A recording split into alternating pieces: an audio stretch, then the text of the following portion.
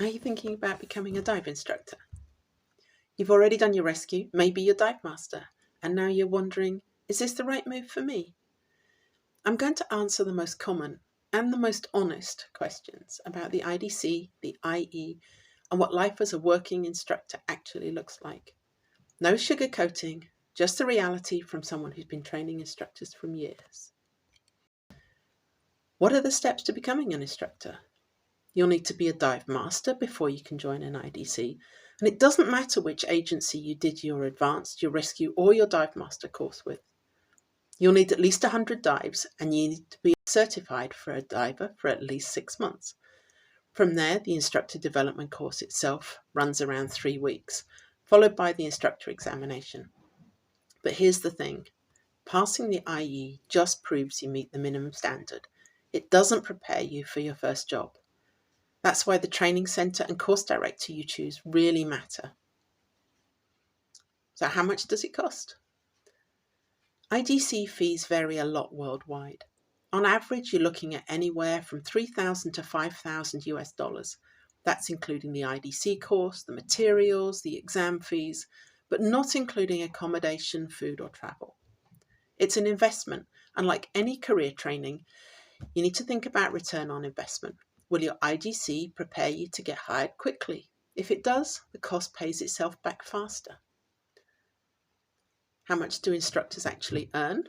Well, this is the million-dollar question. The reality? It depends on where you work. In many tropical destinations, new instructors earn a base salary plus commission on courses.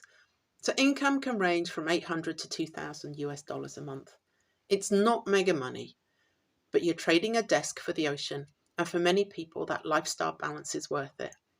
The key is being employable and versatile, teaching specialties, speaking more languages, having social media skills, guiding snorkel trips.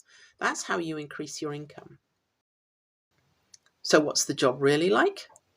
Let me be clear. It's not all living the dream. Yes, you're diving, teaching, meeting people from all over the world, but you'll also be lugging tanks, fixing gear, filling out paperwork, and in many places in the world working 6 days a week. If you love diving and love people, the hard work feels worth it. But if you're only here for Instagram sunsets, you'll burn out fast. Can you work anywhere in the world? With a PADI instructor rating, yes, you can teach almost anywhere. The reality, though, is competition. Some regions are flooded with instructors, others are crying out for them. If you're flexible and willing to travel, you'll find work. If you only want to work in one specific dream location, it might take longer. So what makes a great instructor stand out? This is where almost everyone gets it wrong. Shops just don't want someone who just passed the IE. They want someone who's ready to step in, teach professionally, handle customers, and represent the dive centre. Soft skills matter as much as teaching skills. Communication, patience, problem solving, even sales. The IDC can't give you personality, but it should train you in professionalism. One of the most common soft skill failings is timekeeping. If you arrive just in time, you're already late. You don't have time to check anything, deal with minor issues that may have come up, pick up slates or grab spares. If you arrive 10 minutes early and there's nothing that needs your attention, then you have 10 minutes to relax or have a coffee.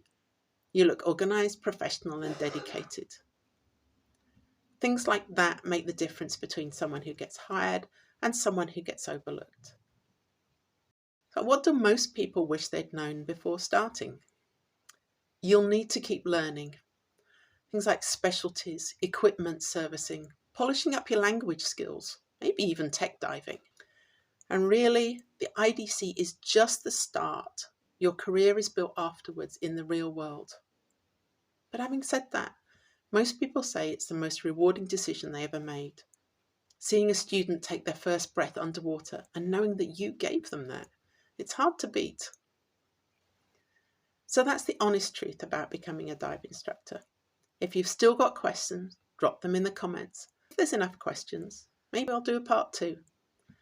And if you're serious about not just passing the IE, but being ready to work as a professional instructor, check out my Ready to Work IDC. The link's in the description. Thank you for watching.